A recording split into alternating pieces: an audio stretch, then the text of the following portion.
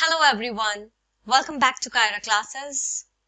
Here is my new video of Cell, the Unit of Life. In today's video, we will study mitochondria, plastids, ribosomes and cytoskeleton. So video start करने से पहले अगर आप channel पे नए हैं तो प्लीज सब्सक्राइब करें Kyra classes को. Thank you.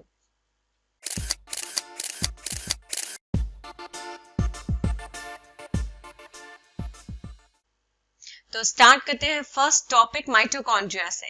Mitochondria is a double membrane bound structure with the outer membrane and the inner membrane dividing its lumen distinctly into two aqueous compartments, that is the outer compartment and the inner compartment. Mitochondria double membrane bound structure है. इसका मतलब होता है mitochondria is surrounded by two membrane. Okay दो membrane से surrounded होता है mitochondria. और ये जो दो मैम्ब्रेन्स हैं तो एक है आउटर मैम्ब्रेन, दूसरी है इनर मैम्ब्रेन. तो ये जो आउटर और इनर, जैसे कि नाम से पता चल रहा है, आउटर बाहर वाली मैम्ब्रेन और इनर अंदर वाली मैम्ब्रेन, ये जो मैम्ब्रेन्स है आउटर मैम्ब्रेन और इनर मैम्ब्रेन, ये ल्यूमेन को डिवाइड करते हैं दो अलग अलग एक्वस कंपार्टमेंट्स में. तो पहला हो जाता है बाहर वाला कंपार्टमेंट और दूसरा होता है अंदर वाला कंपार्टमेंट. अंदर वाले कंपार्टमेंट को मैट्रिक्स कहते हैं. जो आउटर मैम्ब्रेन है वो एक कॉन्टिन्यूअस लिमिटिंग बाउंड्री बनाता है इस ऑर्गेनेल की. जो इनर मैम्ब्रेन है वो नंबर ऑफ इनफोल्डिंग्स फॉर्म करता है या बनाता है, जिसे हम कहते हैं क्रिस्टी या Crysta, towards the matrix, matrix के टुवर्ड्स.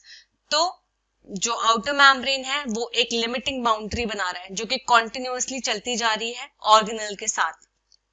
जो इनर मैम्ब्रेन है, अंदर की मैम्ब्रेन है, वो बहुत सारे इनफोल्डिंग्स बना रहा है जिसे हम कह रहे हैं क्रिस्टी. और सिंगुलरली अगर मैं सिंगुलर अगर बोलूं इसका तो क्रिस्टा होता है मैट्रिक्स के टुवर्ड्स. क्रिस्टी जो है वो सरफेस एरिया को इंक्रीज करती है. तो जो इनफोल्डिंग्स हैं वो क्या कर रहे हैं, उनका क्या फंक्शन है कि वो सरफेस एरिया बढ़ा रहे हैं. ये जो दो मैम्ब्रेन्स हैं इनके पास अपने अपने स्पेसिफिक या पर्टिकुलर एंजाइम्स होते हैं जो कि माइटोकॉन्ड्रियल फंक्शन के साथ एसोसिएटेड होते हैं. Mitochondria are the sites of aerobic respiration. तो माइटोकॉन्ड्रिया क्या है, यहाँ पे एरोबिक रेस्पिरेशन होता है. Aerobic respiration means presence of oxygen में अगर रेस्पिरेशन होता है, ऑक्सीजन प्रेजेंट है तो उसे हम कहते हैं एरोबिक रेस्पिरेशन. तो यहाँ पे क्या होता है, जो ग्लूकोज है वो कंप्लीटली ऑक्सीडाइज होता है और क्या फॉर्म करता है, CO2, वाटर और एनर्जी. तो they produce cellular energy in the form of ATP. तो एनर्जी जो है वो किस फॉर्म में प्रोड्यूस होती है, या जो सेल की एनर्जी है, सेलुलर एनर्जी है, वो ATP के फॉर्म में प्रोड्यूस होती है. इसलिए माइटोकॉन्ड्रिया को कहा जाता है power house of the cell या energy currency of the cell. The matrix also possesses singular circular DNA molecule.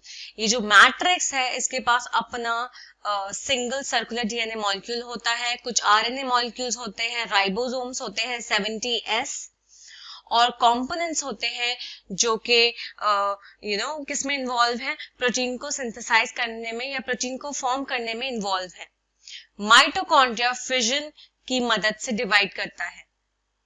So basically matrix के अंदर सिंगल सर्कुलर DNA मॉलिक्यूल है, कुछ RNA मॉलिक्यूल्स है, राइबोसोम्स भी हैं 70S, और कुछ कंपोनेंट्स हैं जो कि क्या मिलके बना रहे हैं, प्रोटीन बना रहे हैं मिलके. और माइटोकॉन्ड्रिया कैसे डिवाइड करता है, फिजन के थ्रू डिवाइड करता है, मतलब स्प्लिटिंग इनटू टू या breaking into two.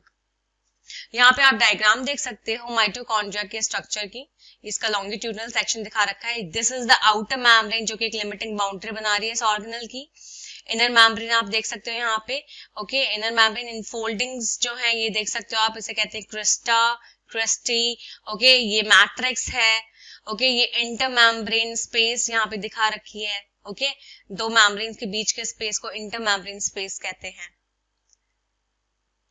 Now next है हमारा plastids. They bear some specific pigments. Plastids में क्या होते हैं, कुछ स्पेसिफिक पर्टिकुलर पिगमेंट्स प्रेजेंट होते हैं जो कि कलर देते हैं प्लांट्स को. तो based on the type of pigments, plastids can be classified into chloroplast, chromoplast and leucoplast. तो किस तरह का पिगमेंट प्रेजेंट है या किस तरह के पिगमेंट्स जो है वो प्रेजेंट है प्लास्टिड्स में, तो वो जो प्लास्टिड्स हैं वो क्लासिफाइड है पिगमेंट्स के बेसिस पे, क्लोरोप्लास्ट, क्रोमोप्लास्ट और ल्यूकोप्लास्ट में। क्लोरोप्लास्ट में क्या होता है, क्लोरोफिल प्रेजेंट होता है, कंटेन करते हैं क्लोरोफिल और कैरोटिनॉइड पिगमेंट्स, जो कि लाइट एनर्जी को ट्रैप करने में या सोलर एनर्जी को ट्रैप करने के लिए रिस्पॉन्सिबल है, और ये क्या कराता है, फोटोसिंथेसिस कराता है। क्रोमोप्लास्ट में क्या होता है, फैट सॉल्युबल कैरोटिनॉइड पिगमेंट्स जैसे कि कैरोटिन, ज़ेंथोफिल्स और भी दूसरे पिगमेंट्स जो होते हैं वो प्रेजेंट होते हैं। तो क्रोमोप्लास्ट में fat soluble carotenoid pigments like carotene, xanthophylls और दूसरे पिगमेंट्स प्रेजेंट होते हैं। This gives the part of the plant a yellow, orange और red color. तो ये क्या देते हैं, ये प्लांट के पार्ट को कौन सा कलर देते हैं, येलो भी दे सकते हैं, ऑरेंज दे सकते हैं, रेड कलर दे सकते हैं। ल्यूकोप्लास्ट जो होते हैं वो कलरलेस होते हैं, दैट मीन्स उनमें कोई कलर नहीं होता है, ओके। और ल्यूकोप्लास्ट को के आपको अलग अलग शेप्स के और साइजेस के प्लास्टिड्स मिल जाएंगे जिनमें न्यूट्रिएंट स्टोर्ड रहता है, तो स्टोरेज ऑफ न्यूट्रिएंट्स की तरह काम करता है ल्यूकोप्लास्ट। अब डिफरेंट टाइप्स ऑफ ल्यूकोप्लास्ट यहाँ पे आ जाते हैं, जिस तरह का ये न्यूट्रिएंट कंटेन करते हैं, ये स्टोर करके रखते हैं। तो एमाइलोप्लास्ट एक तरह का ल्यूकोप्लास्ट है जो कि कार्बोहाइड्रेट स्टोर करके रखता है स्टार्च के तौर पे, एग्जाम्पल पोटैटो। इलायोप्लास्ट क्या करता है, इलायोप्लास्ट ऑयल को स्टोर करके रखता है, it is also part of या it is also type of leucoplast. And fats को भी स्टोर करके रखता है इलायोप्लास्ट। जबकि एल्यूरोप्लास्ट एक ऐसा टाइप है ल्यूकोप्लास्ट का जो कि प्रोटीन्स को स्टोर करके रखता है। जैसे कि माइटोकॉन्ड्रिया है, ऐसे क्लोरोप्लास्ट जो है वो डबल मेम्ब्रेन बाउंड स्ट्रक्चर है, मतलब दो मेम्ब्रेन से सराउंडेड है ये structure chloroplast. Of the two, अब दोनों में इनर क्लोरोप्लास्ट मेम्ब्रेन जो है वो कम परमेएबल होती है as compare to the outer chloroplast membrane. The space limited by the inner membrane of the chloroplast is called the stroma. जो स्पेस है, जो इनर मेम्ब्रेन, जो क्लोरोप्लास्ट की इनर मेम्ब्रेन ने जो स्पेस बना रखी है या लिमिटेड है जो space inner membrane of chloroplast है, उसे कहते हैं स्ट्रोमा।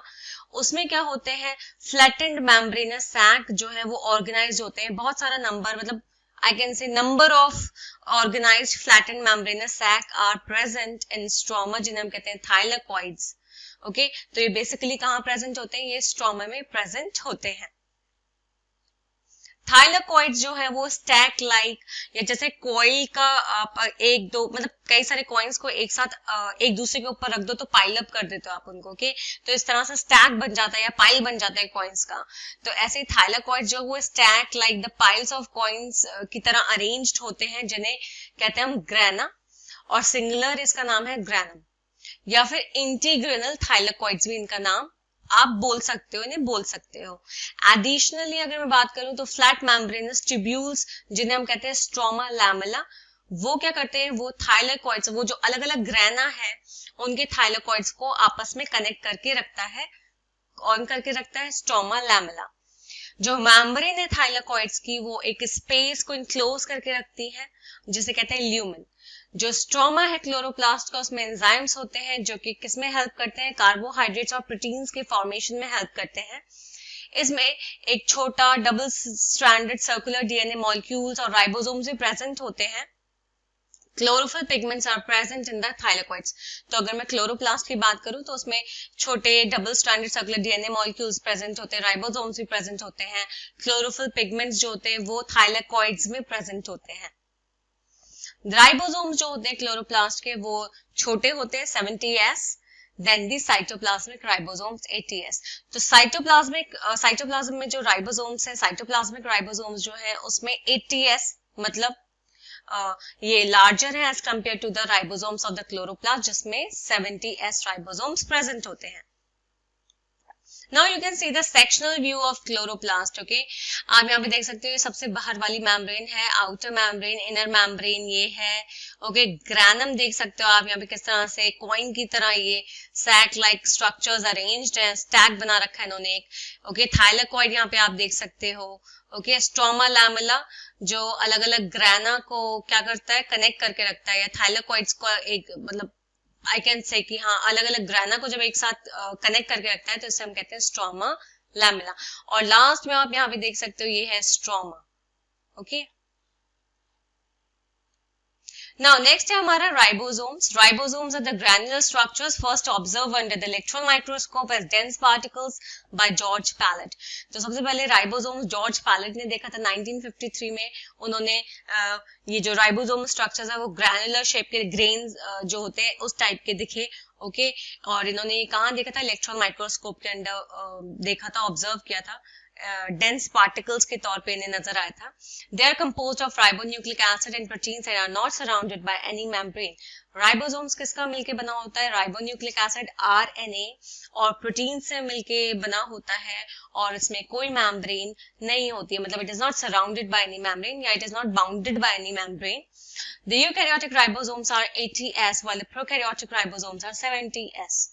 Eukaryotic ribosomes होते हैं 80S, larger या bigger as compared to the prokaryotic ribosomes जो कि होते हैं 70S.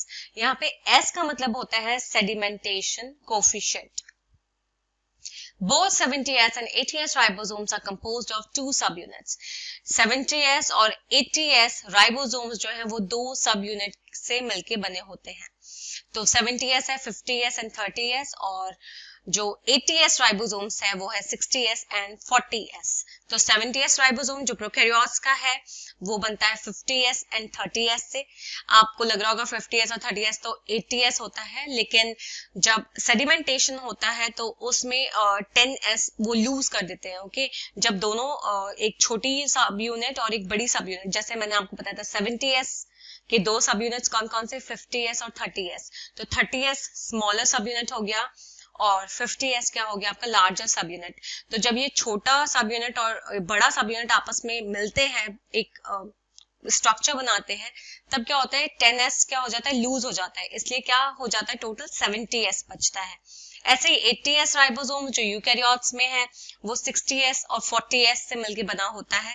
यहाँ पे क्या होता है? जो स्मॉलर यूनिट है वो 40S है और जो लार्जर सब यूनिट है वो है क्या है? 60S. तो जब ये आपस में मिलते हैं, सेडिमेंट करते हैं, तो 20S क्या होता है? उसमें से लूज हो जाता है. इसलिए क्या बचा आपका? 80S.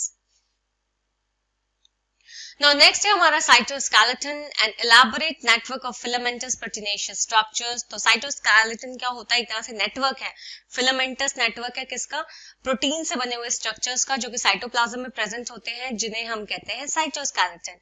साइटोस्केलेटन जो सेल में साइटोस्केलेटन है वो बहुत सारे फंक्शंस में उसका इन्वॉल्वमेंट है, जैसे कि मैकेनिकल सपोर्ट प्रोवाइड करता है सेल को, मोटिलिटी मतलब मूवमेंट में हेल्प करता है, लोकोमोशन में हेल्प करता है, एंड लास्ट है कि वो जो सेल का शेप है उसको मेंटेन करके रखता है, साइटोस्केलेटन. आज की वीडियो में बस इतना ही. आई होप आपको वीडियो समझ में आई हो. नेक्स्ट वीडियो में हम पढ़ेंगे न्यूक्लियस, सीलिया और flagella. So thank you and please subscribe my channel for more videos. Thank you.